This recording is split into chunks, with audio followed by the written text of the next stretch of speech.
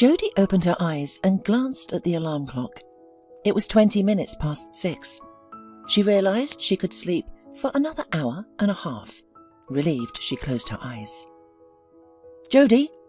To her great upset, she heard her stepmother's loud voice from behind the door. A second later, Farah entered the room with Molly in her arms.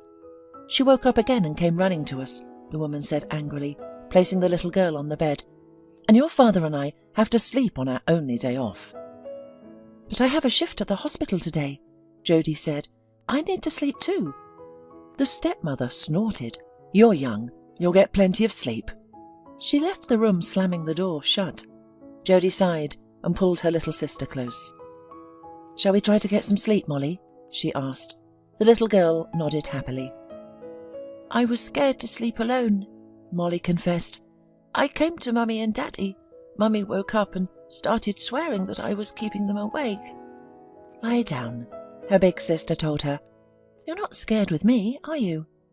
"No," Molly joyfully replied. She climbed under her sister's side and instantly fell asleep.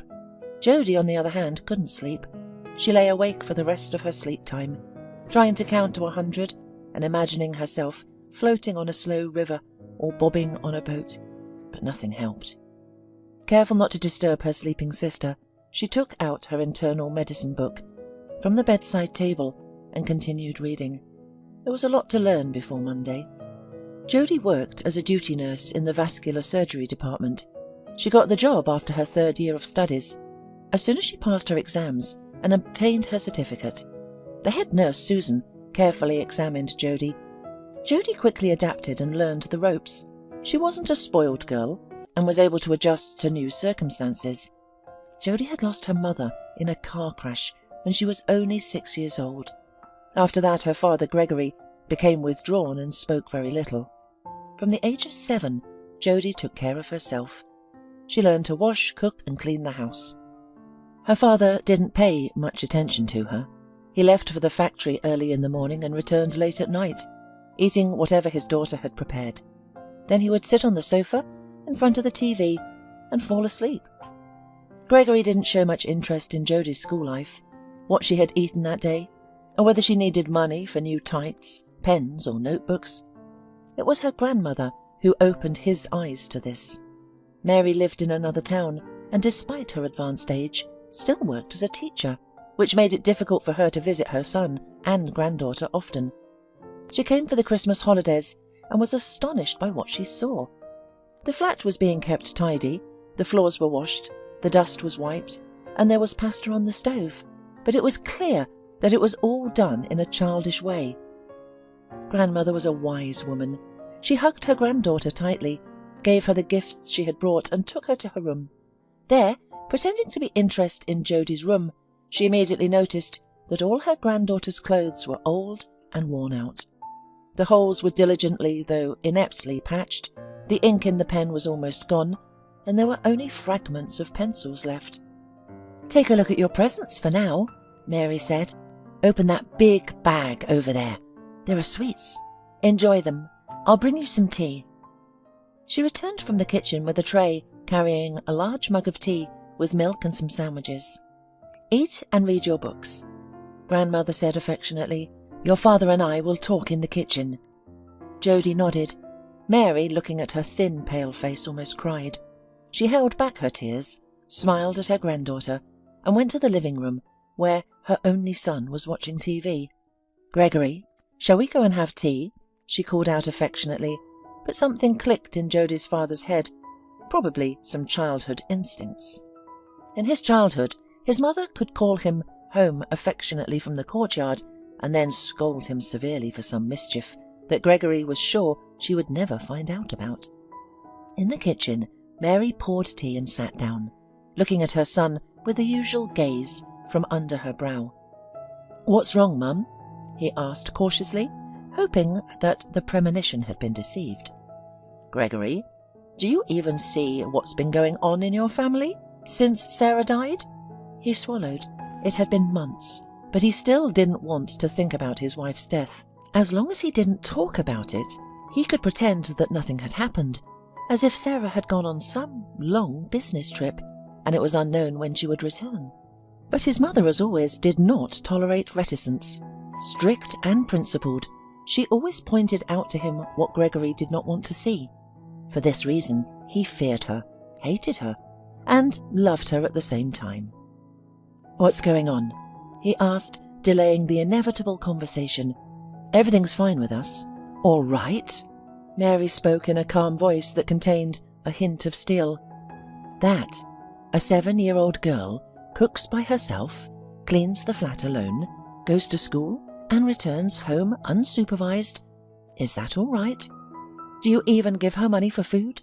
For school lunches?" Sweat suddenly broke out on his forehead. "She hasn't asked for it once," he muttered quietly, like a delinquent schoolboy. "She must have taken it from her piggy bank." The events of the last few months flashed before his eyes. The first days after that, and the funeral itself, he remembered poorly. Only that it was the beginning of September. The weather was warm, and huge, beautiful yellow, wedge-shaped leaves were falling on the coffin with a black lid that was lowered into the grave. During those days, their flat was full of relatives: his mother, aunt and uncle, Sarah's older brother and sister, friends, and colleagues from work. He thinks he even talked to them about something. And then he and his daughter were alone. His life went on autopilot. He still went to the factory, and his daughter went to school. He didn't think about everyday moments, and now he suddenly realized that not once during all this time had he gone to the shop or given his daughter money himself. He didn't even ask her how she was doing or what they were doing at school. So she had been running the household like an adult all this time alone, without saying a word. And she also had a birthday at the end of September, which he had also forgotten about. Gregory lowered his head and covered it with his hands. Mary patted him on the shoulders and head. "I know," she said in a much softer tone, "that it's hard for you now. I too, after your father's death, took a long time to recover. At least you were an adult then, but Jodie is still a child. She needs you. There's no one else to take care of her but you, Gregory." He nodded without raising his head. The mother continued, "Time heals.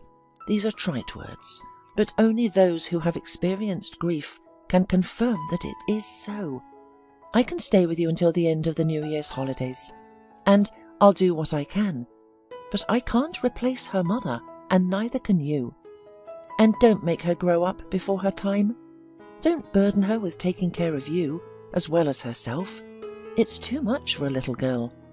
At last the son raised his head and looked at his mother with eyes wet with tears. "What am I to do then?" Mary sighed. She stayed for the promised period. During this time, they bought all the necessary products and also bought Jodie new clothes, shoes and school supplies. "I don't want you to leave, Grandma," Jodie said sadly. "I don't either," she sighed. "But what can I do? I have to work." "Can't you take me with you?" the girl asked. "No, sweetheart. You are your father's daughter. You need to support each other now. Only together can you cope." Mary also had a long talk with her son. "I realize that it's too early to talk about it now," she said, hiding her eyes. "But think, perhaps after a while you'll meet a good woman, get married. If this happens, it will be easier for you, and Jodie will have a woman to look after her." Gregory only shook his head. "I don't need anybody but Sarah." After Mary's visit, their lives became better. It was as if Gregory had woken up. Of course, it was still hard for him, and he often felt longing and despair. At such moments he wanted to just sit on the sofa, turn on the TV, and mindlessly switch channels, trying to dive headlong into someone else's fictional life, and not think about his own. But every time he pulled himself together and reminded himself that he was not alone, he would never leave his daughter again. Gregory started preparing breakfast for his daughter. Every day he asked her about her well-being and if she needed anything for school. Regrettably, he realized that his daughter had been accustomed to managing without him. She completed her own homework, washed the dishes after meals, and even ironed her father's trousers. Jody had grown up. Soon Gregory came to the realization that he could not provide his daughter with a proper female upbringing. He increasingly pondered his mother's words. When Jody turned 10, Gregory met Farah, a friend of his colleague's wife. Farah had been divorced for 2 years and immediately caught Gregory's attention. She seemed interested in him as well, and within a month they began dating. Nervously, Gregory introduced Farah to Jody, hoping they would get along. "You're such a beautiful girl," Farah said to her future stepdaughter, "bright as the sun." "Thank you," Jody replied. "You are also beautiful, like the Snow Queen." "You make a good point," Farah said. She had delicate features, fair skin, platinum hair, and pale blue eyes. "I am confident we will become friends." At first, this was indeed the case. Jody eagerly reached out to the beautiful and kind Farah. During the first few years, they lived harmoniously. Farah appreciated Jody's calm and diligent nature. Jody excelled in her studies, receiving praise during parent-teacher meetings, and assisted with household chores. However, everything changed when Gregory and Farah decided to have their own child. Both in their 30s, Farah had struggled to conceive for a long time. This caused Farah to become anxious and frequently snap at her husband and teenage stepdaughter. Molly was born when Farah was 35 and Gregory was 41. Gregory eagerly anticipated the arrival of this child and worked hard to support his wife. During conflicts between Farah and Jody, he always sided with his wife. "You need to be patient, my sunshine," he would say to Jody. "Don't argue with Farah. She is going through a tough time." And Jody was patient. She did not tell her father what cruel and unjust words her stepmother sometimes said to her. However, she concluded that she needed to mature quickly and become independent and self-sufficient. During high school, Jody searched for opportunities to earn money. She worked as a cleaner in a cafe, walked other people's dogs, and helped a few neighbours' kids with their lessons. The payment was not substantial, but it was better than nothing. So she earned money for her small expenses and even bought herself some things for the new school year. "Well done, my daughter," her father praised her. Even her stepmother said something positive. "Thank you for realising how many expenses we have and trying to help." Though the words stung, Jody nodded and attempted to smile. From a young age, Jody dreamed of becoming a doctor. No one had ever asked Jody how she felt about her mother's death, but she would often reflect on it. Her mother was on her way home from work when the bus skidded on the wet road due to the rain. The bus collided with a passing truck, and her mother was sitting in the part that took the brunt of the impact. 15 people were injured in the accident, 2 of whom died on the spot. Jody's mother passed away during surgery. Each time she recalled this memory, she tried to understand why it happened. Did the ambulance arrive too late? Were there not enough doctors, resulting in delayed surgery? Or perhaps the level of medical care at their hospital was inadequate? If her mother had been at a more qualified clinic, would she still be alive? The day she entered medical school marked a joyous milestone in her life. However, this new chapter required her to leave her part-time job. For the first 2 years, she barely had a spare minute. Her time was consumed by learning the Latin names of anatomical structures and memorizing an extremely significant amount of medical information. The 3rd year of study merged into an endless series of courses: pharmacology, pathological anatomy, operative surgery, pathological physiology, and others. By this time, Jody realized she needed to do something with her life. Unfortunately, the conflicts with her stepmother had not ceased after these 3 years, and there seemed to be no opportunity to change the situation. The upcoming year promised to be easier, so Jody passed exams for the nursing certificate, secured a job, along with a room at the hospital dormitory. "Why do you want to live in the dormitory?" her father asked.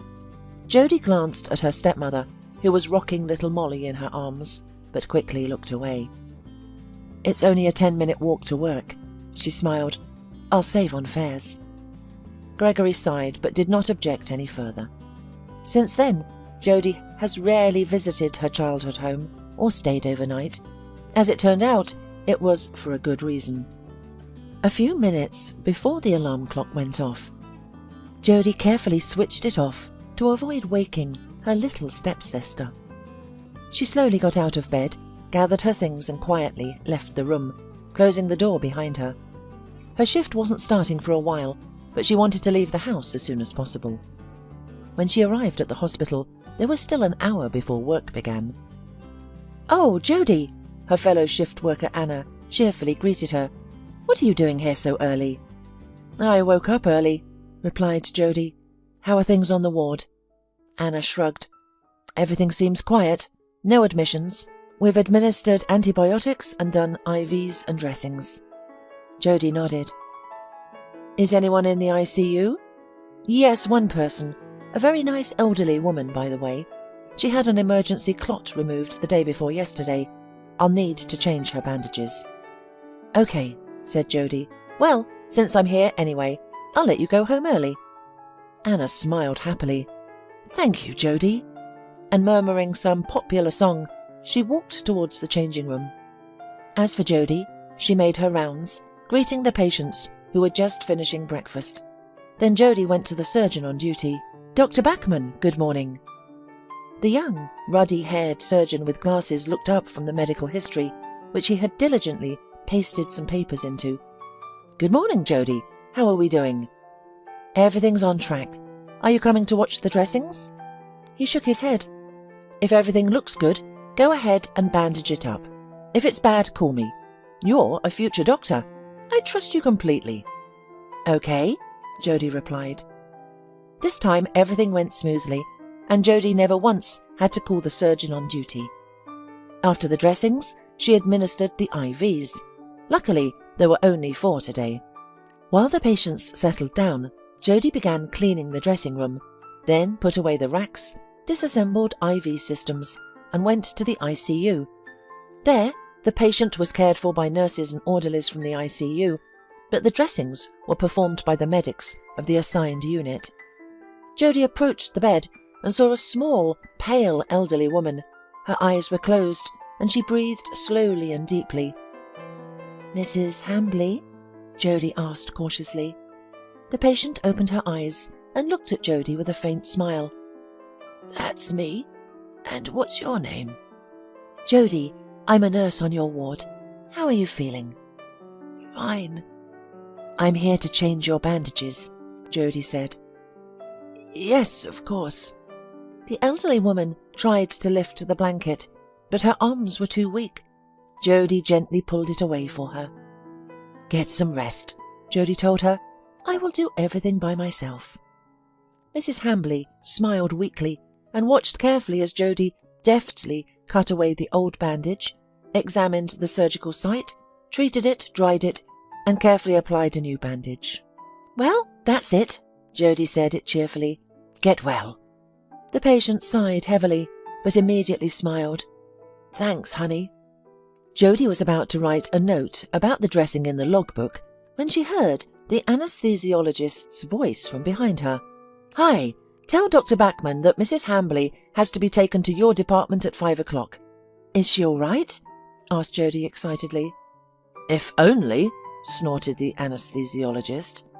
At that moment, he was called, and Jodie couldn't find out what was wrong. As a future doctor, Jodie was interested in almost every case that passed through her. She couldn't leave the old woman she liked without attention, especially after the anesthesiologist's incomprehensible words. She went to the surgeon on duty for clarification. He was still sitting at his computer, filling out his patients' case histories. Jodie relayed the anesthesiologist's words, and then, instead of leaving, she hesitated on the threshold. "More questions about patients?" Dr. Bachman asked cheerfully.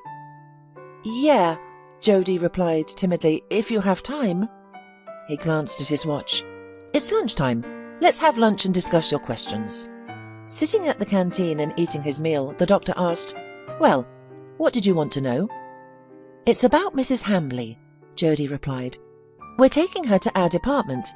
I mean, supposedly she's fine, but when I asked the doctor in the ICU about it, he reacted strangely."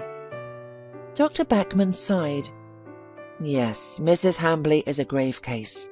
She is 75 years old. She was brought in an ambulance with a suspected thromboembolism. She was operated on, and part of the clot was removed. But not totally? Asked Jody sadly. The doctor nodded. Tomorrow there will be a consultation with the chief physician to decide how she should be treated. With the chief doctor? Jody asked in surprise. Yes, he's a vascular surgeon, didn't you know? She shook her head negatively. Okay, said the surgeon. If you don't have another question, let's go to work. The shift went on quietly. Mrs. Hambley was placed in a separate ward. She thanked the doctor and the nurse heartily.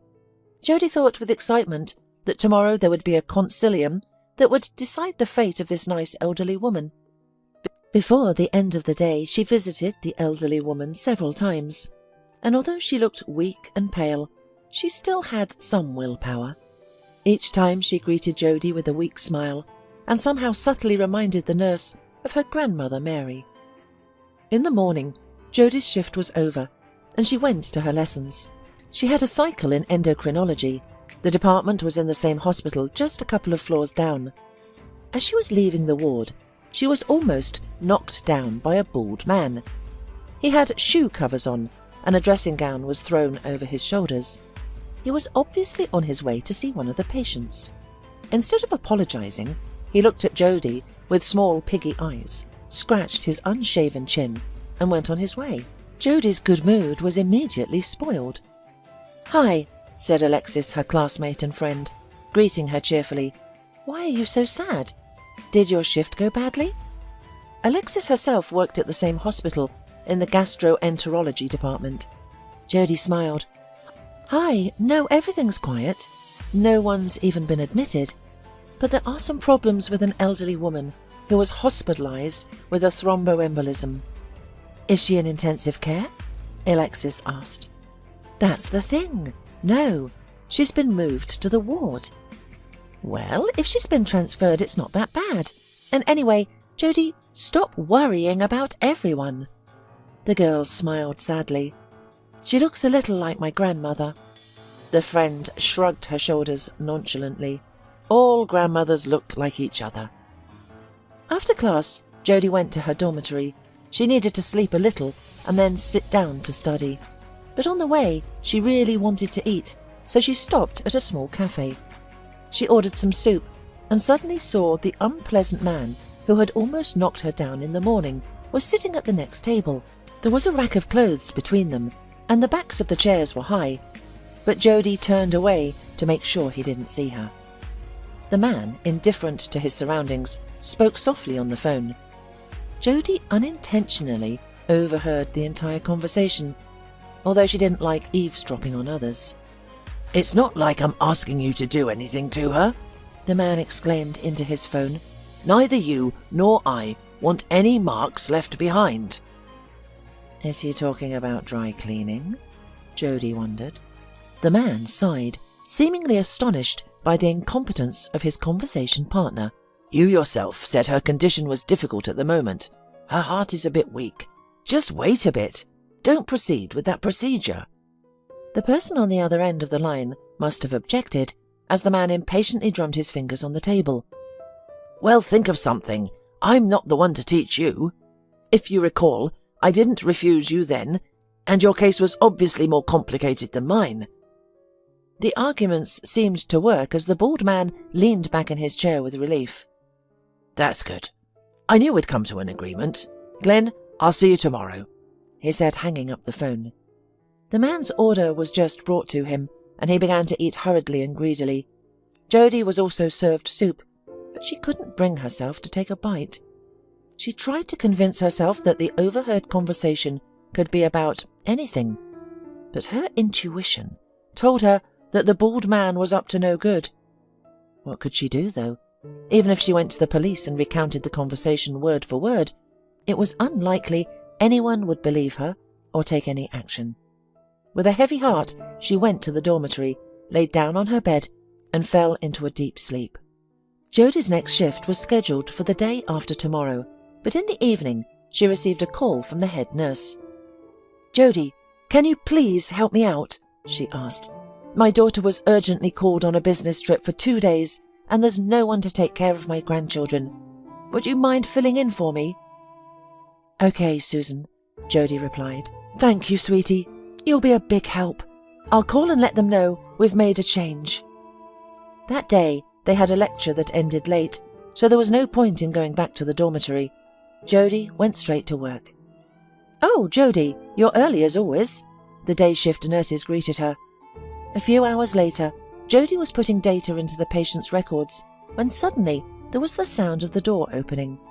She looked up and saw Dr. Bachman and Dr. Glenn Kaufman, the head doctor, entering the office. They didn't notice Jody. "Dr. Kaufman, you're saying that we won't perform any more procedures at all?" Dr. Bachman asked in surprise. The chief doctor sighed wearily, turned to the young surgeon, and trustingly placed his hand on his shoulder. "I'm telling you, we've done everything we can. Taking any drastic measures against her is an unjustified risk. You saw it yourself, her heart is weak. Let's give her a few more maintenance drips today and discharge her tomorrow."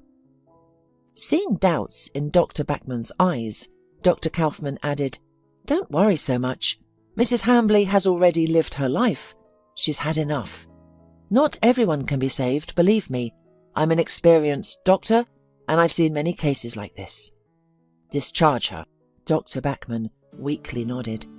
The chief doctor smiled with satisfaction and encouragement, then left. Only now did the young surgeon notice Jody. "Oh, Jody, you're on duty again today." The girl weakly nodded. "Did you hear everything?" he asked sadly. "Yes." "That's how it is. Get ready. You're going to be a doctor, and you have to make many tough decisions." "I understand." Throughout her shift, Jody couldn't shake off her thoughts about Mrs. Hambley. Something was not right. After dinner, she put the elderly woman on a drip, and she said to her, "Jody, the doctor came to see me, cheered me up, and said they'll discharge me tomorrow." "Yes, that's true. How are you feeling?" the nurse asked. "Still weak," the patient admitted. "Breathing is difficult, as if something heavy has filled my chest from the inside. But it's all right, I'll manage." The girl bit her lip, nodded, and adjusted the compression stocking on Mrs. Hambley's leg. "Thank you, dear," the elderly woman said. "You've saved me here. When my son-in-law came, I told him the same thing. If not for the doctors and nurses, I wouldn't be here anymore." She smiled warmly and continued, "We haven't talked in a long time, even though he's my only relative who's still alive, even if not my blood. My daughter died many years ago, and my husband too. Since then, I haven't seen my son-in-law, but when I fell ill, he immediately rushed over, worried." She smiled, and suddenly everything fell into place for Jody. She lifted her head and saw that the IV drip had finished. She disconnected everything carefully. "Rest," she said, and left. While the girl attended to the other patients, her mind replayed everything she had seen and heard during these days.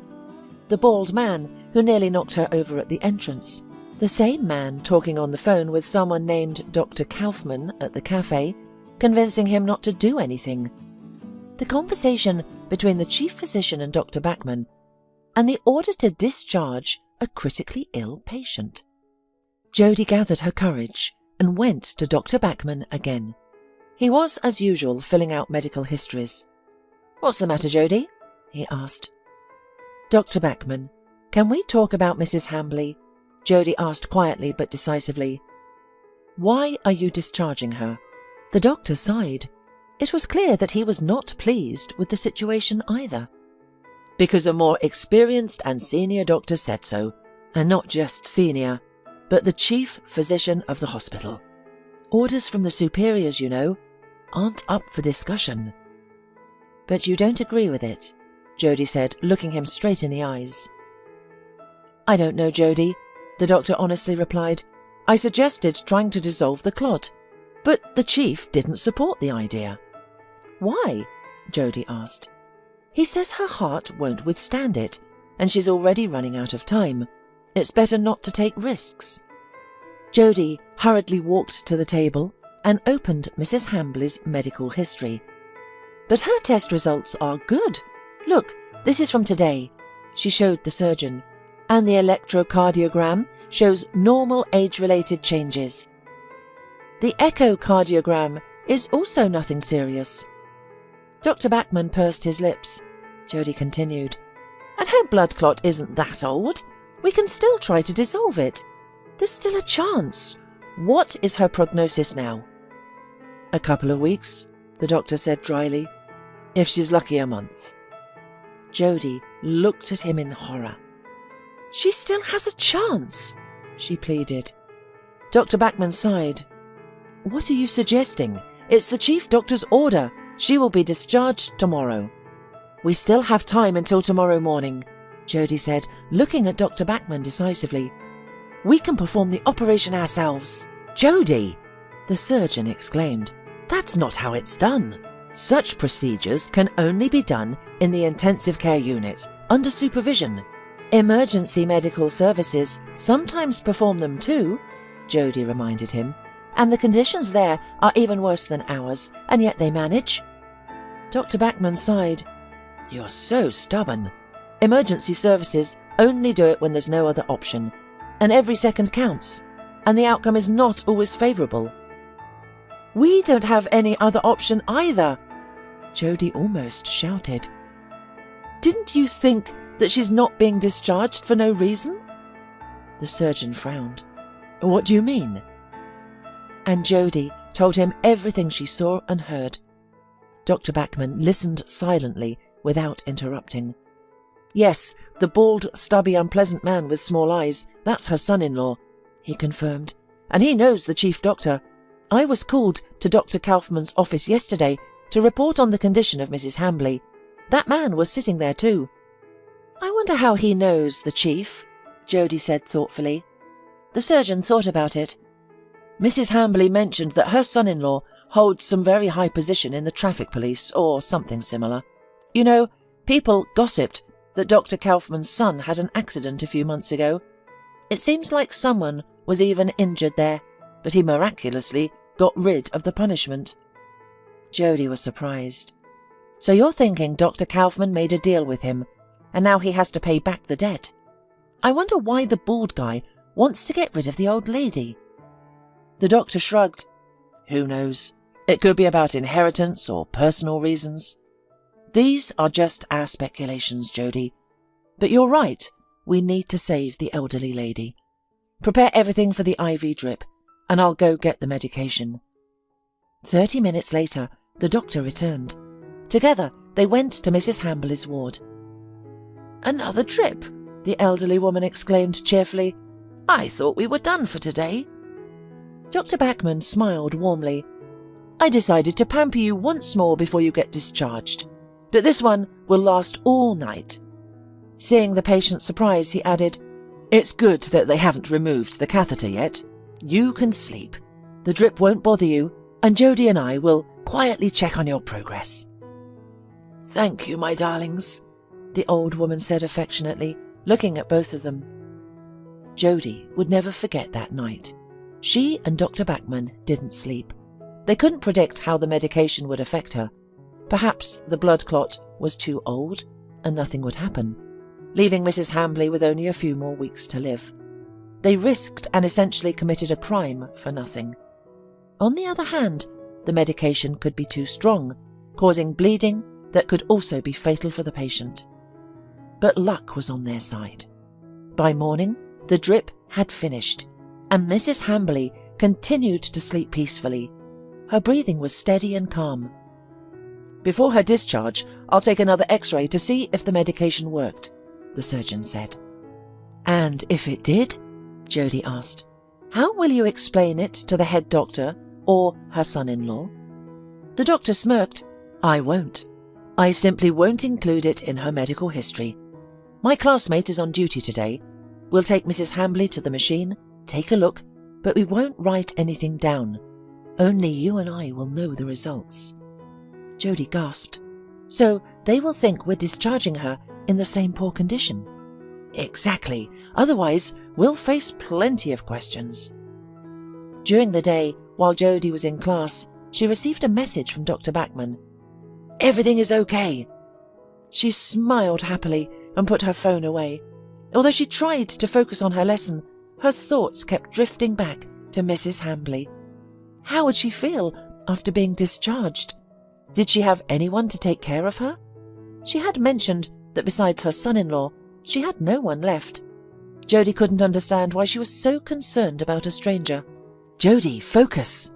Alexis nudged her gently. "This topic will be on the exam." Jodie nodded and tried to concentrate on her studies. The following month, Jodie didn't have any shifts with Dr. Bachman. She didn't have the opportunity to find out the details of Mrs. Hambley's discharge. And then she became busy with her study and work, so she no longer had time to think about the old woman. Those few weeks that didn't fall on duty, Jodie had to stay with her younger sister. "You still live in our house," stepmother said to her. "There is a room here where your things are, so please help." Of course, Jodie didn't mind being with her younger sister. 4-year-old Molly had just entered that cute age when children are interested in the surrounding world. The days were warm, and the sisters spent most of their time outside. On this day, they were walking past a large supermarket. "Shall we get something to eat and go to the park?" Jodie asked her younger sister. "Peach yogurt in a bun," Molly declared. Jodie smiled. "All right." In the store, they stopped at the shelves with yogurt. Jodie let her sister choose for herself, and the little one, with her childish fickleness, started examining the shelves, trying to decide what would be the most delicious. "Jodie, is that you, my sunshine?" She suddenly heard a familiar voice behind her. The girl turned around. It was Mrs. Hambley. The old lady looked quite lively. "I was watching. Is it you or not?" the former patient said. "But then I recognized you by your hair. It's definitely you." "Nice to meet you, Mrs. Hambley. How are you feeling?" Jodie asked. "Just great. Remember, you and the doctor put the drip on me before discharge?" "Of course I remember," Jodie cautiously replied. "Well, after that, I immediately felt better, as if that heaviness in my chest had gone. And then at home, Dr. Bachman instructed. I started moving more, walking. Now I feel wonderful." "I'm very glad, Mrs. Hambley," Jodie said. "Is she your daughter?" the elderly woman asked, nodding towards Molly, who was still unable to decide on the yogurt. "Younger sister," Jodie answered. "I'm taking care of her today while our parents are resting. We decided to get something to eat and go to the park." "Are you going to eat in the open air?" the elderly woman exclaimed. "Come to my place instead, it's nearby. Let's have some tea." "Oh no, it's inconvenient for me," Jodie said. Mrs. Hambley shook her head. "Stop it. I have pies and soup at home. An old friend was supposed to come for a visit, but she fell ill."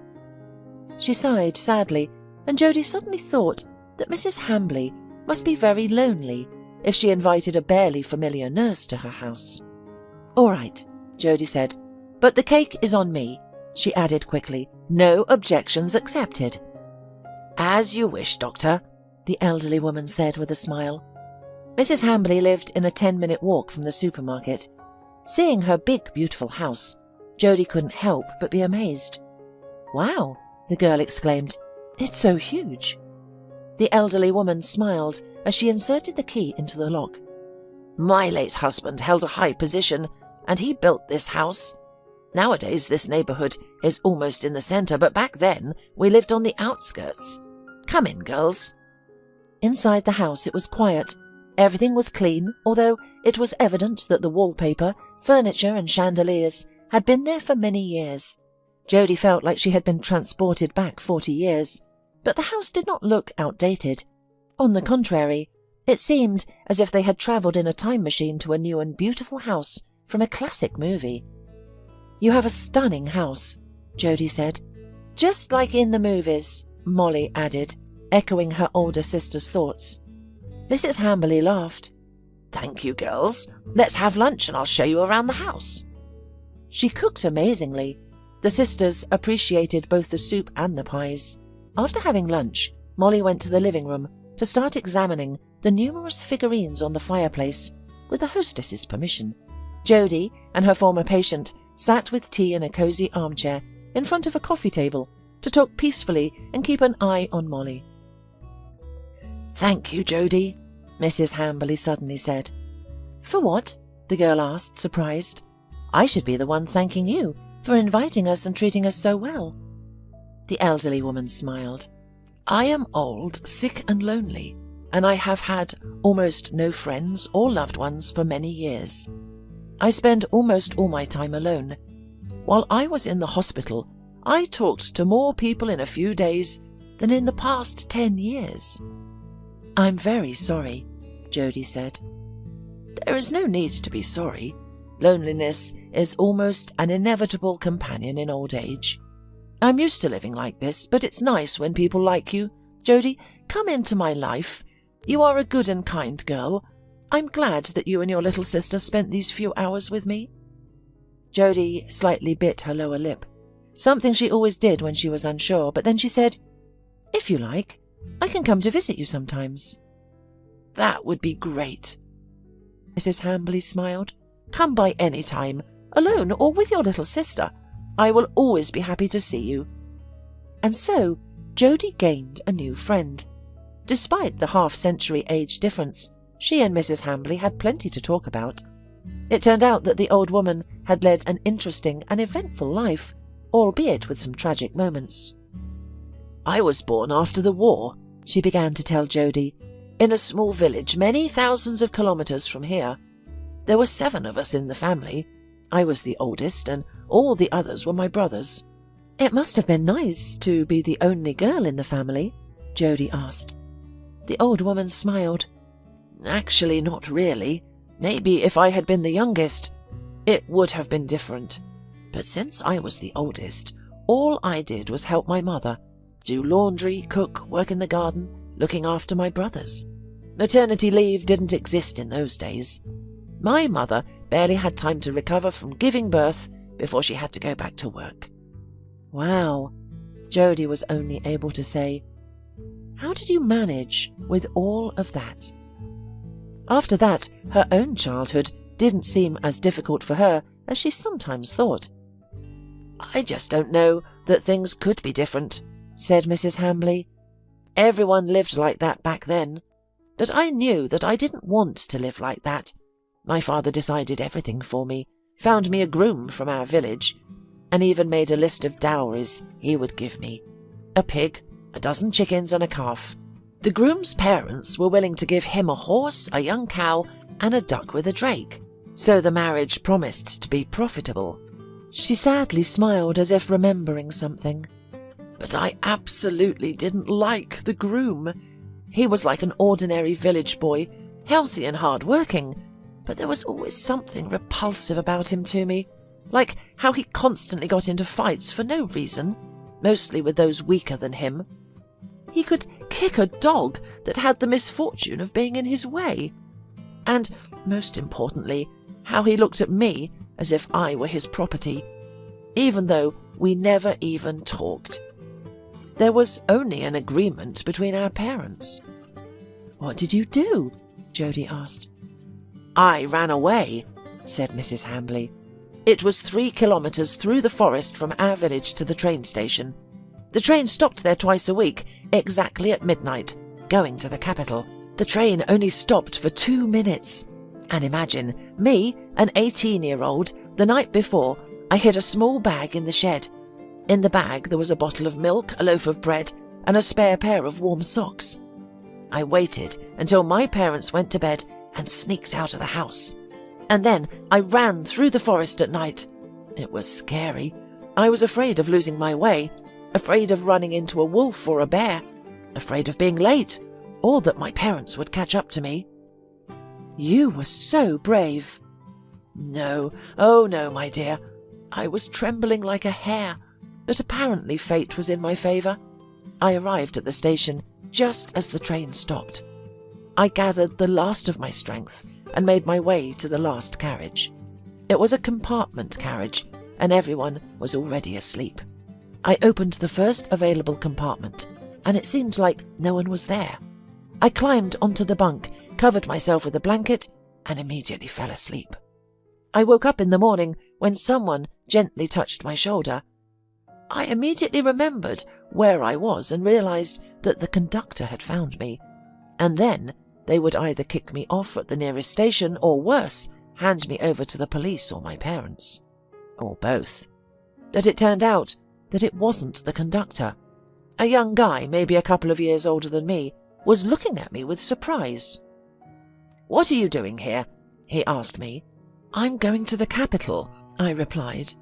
"Oh, really? And why in my compartment?" I shrugged my shoulders. "Well, you're alone here anyway. Is a seat that precious to you?" "So, you don't have a ticket?" he asked. That's when I realised that he would report me, and I started to cry. But he seemed scared. "Why are you crying right away?" he said. "I'm not going to tell the conductor about you. I don't mind. And besides, I bought you some tea. Are you hungry?"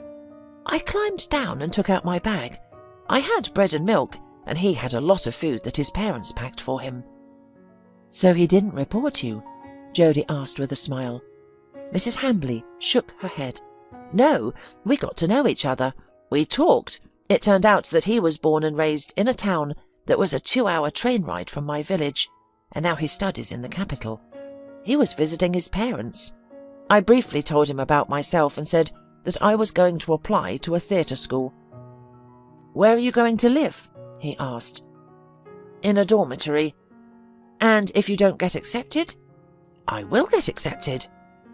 "You're an adventure girl, and you have too few things to move to the capital," said the guy. "I don't like to take unnecessary things with me," I told him. In the end, he gave me the address of his dormitory and said I could always turn to him if I needed help. "Were you really going to become an actress?" Jodie asked. "Oh, I went everywhere I could just to get a place to stay in the dormitory. But as I said, fate favoured me. In general, the director, who urgently needed a girl of typical appearance for his theatre, was an examiner in acting class. He saw me and said that I was what he needed. Don't look at me like this. I used to be beautiful at 18. Mrs. Hambley smiled and handed Jodie an old black and white photograph. It showed a smiling girl with huge eyes, long eyelashes, a slightly upturned nose, slightly plump lips, and a thick, light braid draped over her shoulder. "Yes, you are very beautiful," Jodie said, smiling as she examined the photograph. After my admission, I went to the cafeteria and asked the woman there if she needed an assistant. "I can wash all the dishes or floors for you. Just give me something to eat." She turned out to be a kind woman. She fed and let me stay with her until I was given a place in the dormitory. And so gradually life began to improve. "But how?" Jodie asked. "You were alone in a strange city, without money and belongings." The elderly woman smiled. "Oh, my dear, we could talk about that for a whole week. But do we need to? I won't say that it was easy for me. Maybe I managed because I was young, had a lot of energy, and had nowhere to retreat. I was even afraid to imagine what my parents would do to me if I went back. Well, and of course, the prospect of marriage was also scary. In the capital, although it was difficult, I always lived with hope for the future. And kind people helped. My roommates, who were also girls from the village or backwoods town, shared what they could, including food and clothing. Sometimes the teachers would give me some extra work. Of course, officially it was all forbidden, but people still wanted someone to sing or dance at a wedding or anniversary, so we lived." "Wait," Jodie said. "Did you meet that man traveller of yours from the train again?" Mrs. Hambley smiled cunningly and said, "Of course, but not right away. First I settled in the new place, got used to studying, and got to know the city a little. Then I borrowed a dress and shoes from my friend and went to visit. I caught some guy near his dormitory and asked him to tell Paul from room 20 that his stowaway travel companion was waiting for him." "Wow, did he come out?" "He came out in a minute. I still remember it. He said he couldn't believe that I would actually come." "And what happened next?" "He invited me in for tea. It turned out that he was studying at a very prestigious department. Something between political science, sociology and management. If we put it in modern terms, Paul was so enthusiastic about all of this. He believed that he could help people. He had an amazingly bright mind and a good memory, and Paul could analyse information like no one else. He could easily explain the most complicated things to me.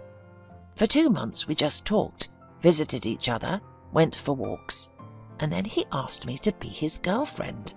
Of course, I agreed. A month later, Paul gathered the courage and proposed to me. I agreed again. "What was your wedding like?" Jodie asked. The elderly woman smiled. "I wore the most beautiful dress that I could find in the dormitory. We invited my friends and Paul's friends. We took photos near the registry office, and then we all had a party in the canteen. But the most important thing was, as newlyweds, we were located a separate room in the dormitory, and that's how our married life began. I won't dwell on it for too long because the first few years were difficult. It may sound pompous, but love helped me not to notice all of that. It also helped that we were both passionately in love with the work we were doing. I was willing to spend several days and nights at the theatre, and he had his meetings and business trips. We didn't see each other very frequently, but that only made our love stronger." Mrs. Hamley suddenly fell silent. Jodie suddenly thought that she was probably tired of talking so much. "Maybe next time you will tell me the rest," she gently offered. "I have already tired you." Mrs. Hamley laughed. "It is me who tired you with my century-old stories." "No, not at all. But you're right. Let me tell you the rest next time." A couple of days later, Jodie's shift finally coincided with Dr. Bachman. "Oh, student," he greeted her happily as he entered the post. "Good day," Jodie smiled. "How are you?" "Fine as always. I want to sleep and eat." "Nothing new," Jodie smiled. Jodie cautiously looked into the corridor and, making sure no one was there, quietly asked the surgeon, "Do you remember Mrs. Hamley?" "I remember," the doctor immediately replied seriously. "What about her?" "Everything is fine." Jodie hurried to reassure him. "I've just met her recently. She looks great and feels well." "Really?" he asked. "Yes." He sighed with relief, closed his eyes and blissfully smiled. Then he opened his eyes and looked at Jodie. "So it was all worth it, right?" Jodie smiled in response. "It was worth it." The doctor nodded. "It's all because of you. You did an impressive job saving the elderly lady." "Oh, come on, Dr. Bachman. Nothing would have worked without you." "All right, let's agree that we acted together, but we shouldn't do it again." Jodie smiled. "If you happen to see Mrs. Hamley again, say hello. She's a lovely old lady." "Definitely." Jodie passed on the doctor's message during her next visit. "Oh, thank you so much," the elderly lady said joyfully. "May God bless him with good health. He's so young and handsome. Clearly he works all the time, probably not married." "I don't know," Jodie replied, "but it seems not." "Keep an eye on him," Mrs. Hamley slyly said. "He's a good guy." Jodie blushed. "You promised to continue the story?" She changed the subject. "Oh, right," the elderly lady replied. "Where did we stop?"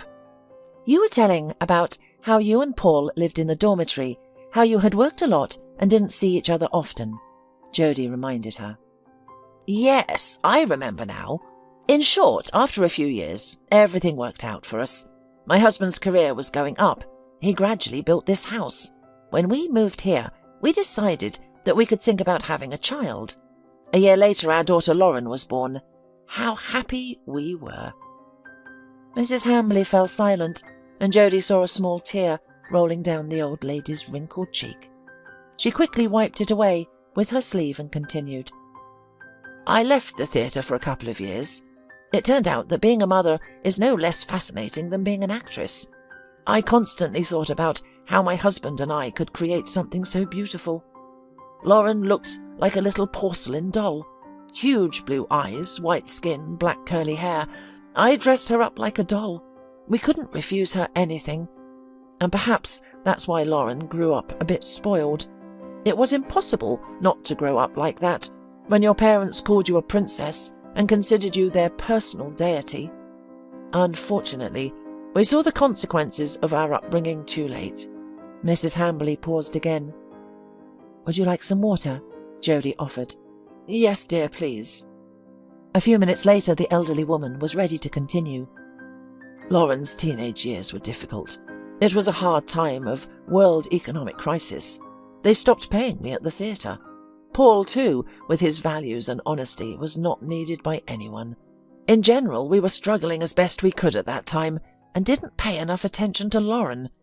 We didn't notice that she'd gotten involved with bad young people, disappeared somewhere at night, argued with us and didn't tell us anything about herself. My husband and I, we were losing our daughter, but no matter what we did, it only got worse. And then everything changed. Lauren came home and announced to us that she was getting married. She promised to introduce us to her fiancé soon. And it was Bill. Maybe you've seen him." "Yes," Jodie said, without specifying under what circumstances she had seen him. "Honestly, my husband and I were very surprised.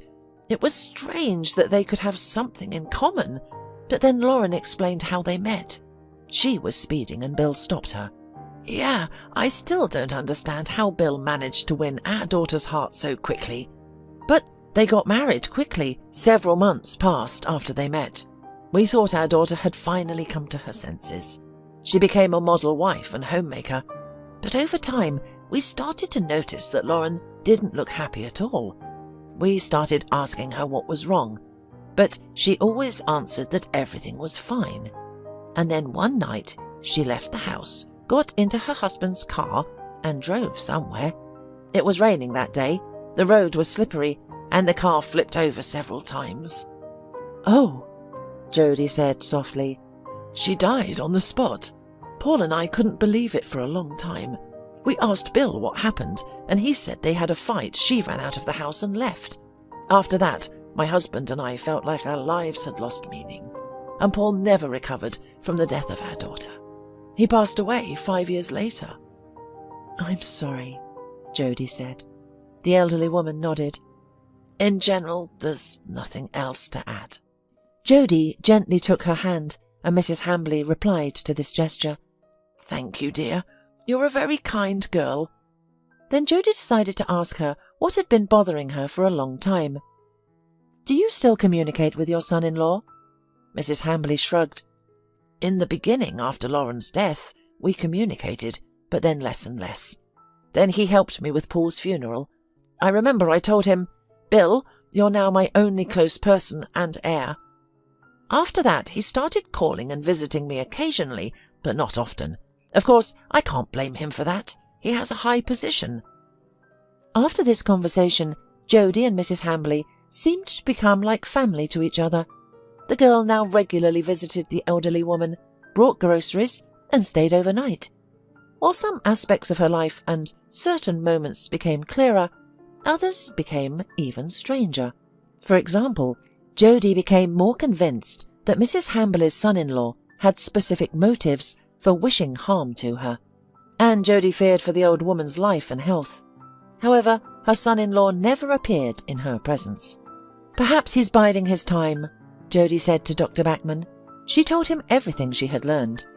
They were on duty together again, and now they were having dinner.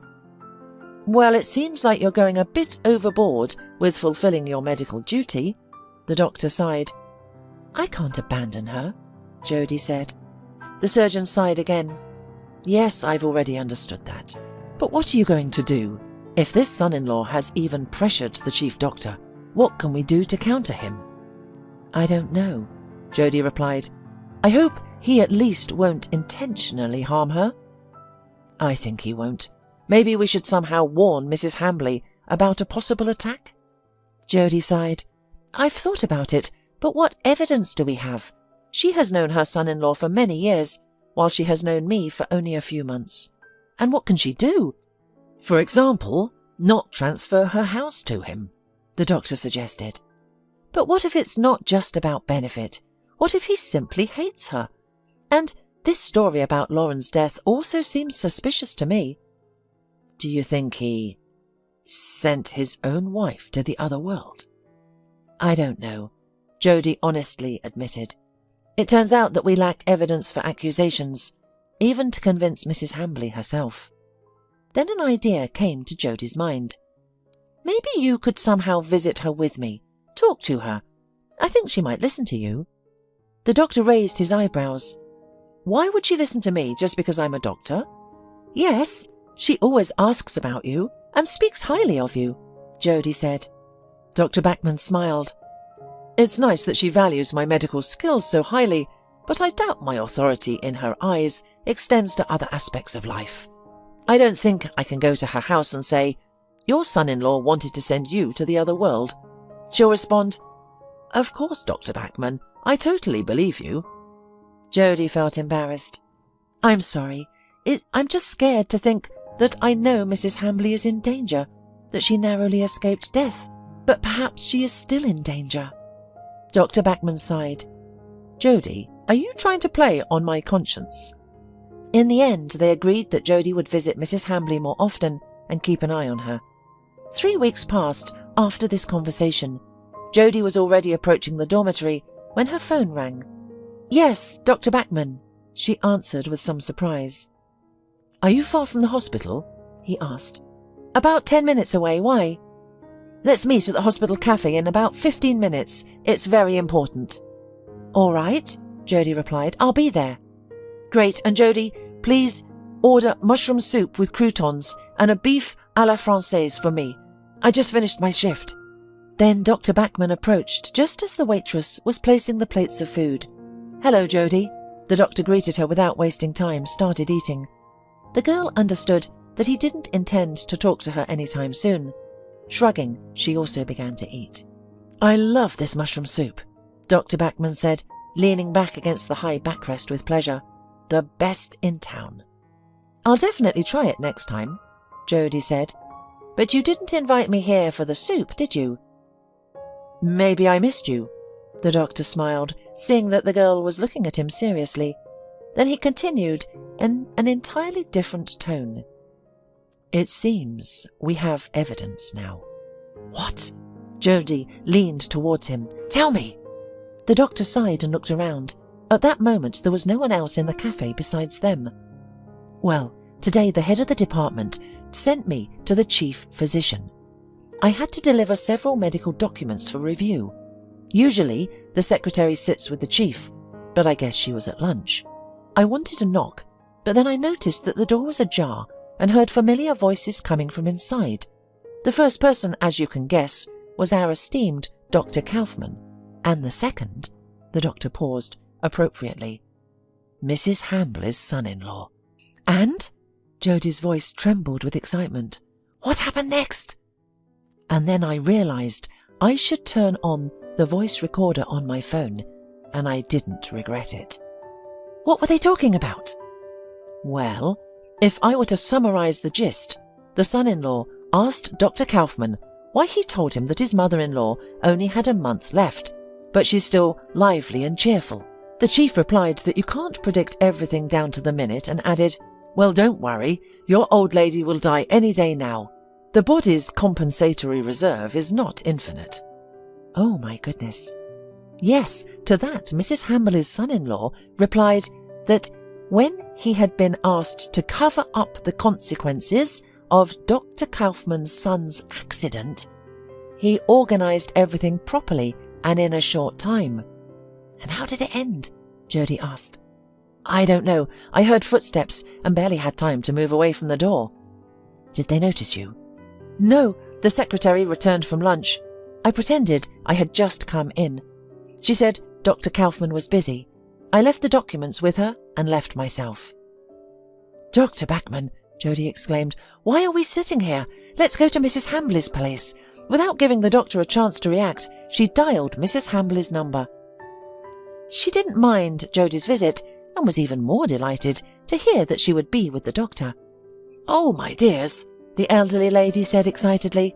What a surprise you've arranged for me. Fortunately, there's something to have with tea. Don't worry, we just ate, Dr. Bachman said.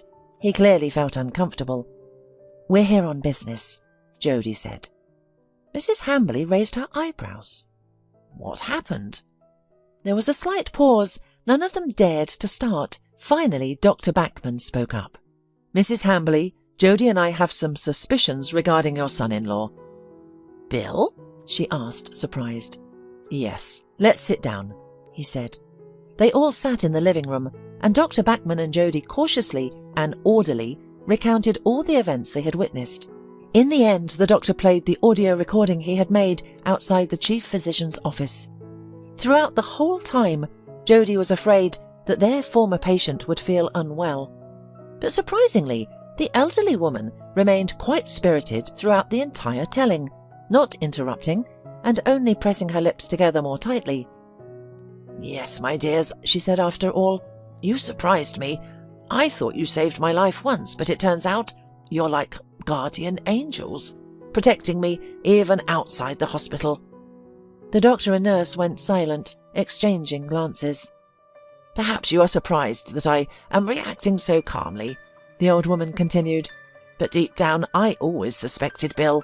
Even when Lauren first brought him to meet us, it was clear that there was something dark about him. Mrs. Hambley, Jody said cautiously, now we need to come up with a way to keep you safe. Mrs. Hambley nodded. I am safe, don't worry, she said, glancing at the clock. We have 5 minutes left. Hide behind that door and turn on your cameras. Why? Jody didn't understand. My son-in-law will come to visit me in 5 minutes, Mrs. Hambley calmly explained. Well, how are you feeling? Bill asked cheerfully as he crossed the threshold. Mrs. Hambley sighed. Oh, Bill, I don't even know what to say to you. He frowned. Speak the truth. To be honest, not very well, the woman replied. I felt fine when I was discharged from the hospital, as if I hadn't been sick at all, but now it feels like some kind of relapse has occurred. Slowly, she walked to the kitchen and started making tea. Bill rushed to her and helped. Bill, please put everything on the tray and take it to the living room, the old woman said. The chairs there are more comfortable for me. Bill placed the cups, sugar bowl, milk jug, vases of candies and cookies on the tray and carried everything to the living room. Then he returned for Mrs. Hambley and helped her walk. With visible effort, she sat down in the chair and leaned back. So, how is your health? Bill asked again. Oh, Bill, weakness comes over me, as you can see. I can barely walk, and I have trouble breathing, especially at night. Sometimes my heart beats so fast, as if it's about to jump out of my chest. But there is also a heaviness in my chest, and I feel it increasing every day. The son-in-law sympathetically took her hand. Should I take you to the hospital tomorrow? The elderly woman waved her hand. What's the use when I was discharged? The doctors told me that they did everything they could. Even the chief doctor came to check. Bill vigorously nodded. Yes, if the chief doctor said so. The woman sighed heavily again. Well, I can feel it myself, she said. I feel like death is lurking nearby. Mrs. Hambley, don't say that. Oh, come on, Bill, I've lived my life, and lately I've been thinking about Lauren more and more. Bill frowned. What about Lauren? I keep thinking, how did we all lose her? Me, Paul and you. How did we not see that something was wrong with Lauren? No one's to blame, it was an accident, Bill replied. It was clear that talking about his deceased wife didn't bring him any pleasure, but the woman continued as if she didn't notice. Bill, tell me now, what was it that caused you two to fight back then? That she ran away from home in the middle of the night, so that I can find peace before I die? The son-in-law darkened. I don't remember. It's been so many years. It was usually something trivial. You remember how headstrong she was? I remember, Bill. I remember everything. They were silent for a few seconds.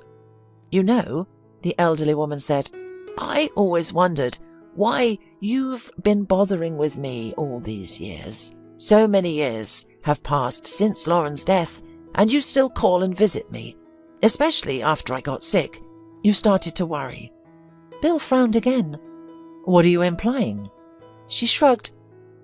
Is there something I can imply? He stood up and nervously wandered around the room, saying, "Mrs. Hambley, are you in your right mind? I am visiting you out of kindness, you could say, out of pity. You have no one else but me."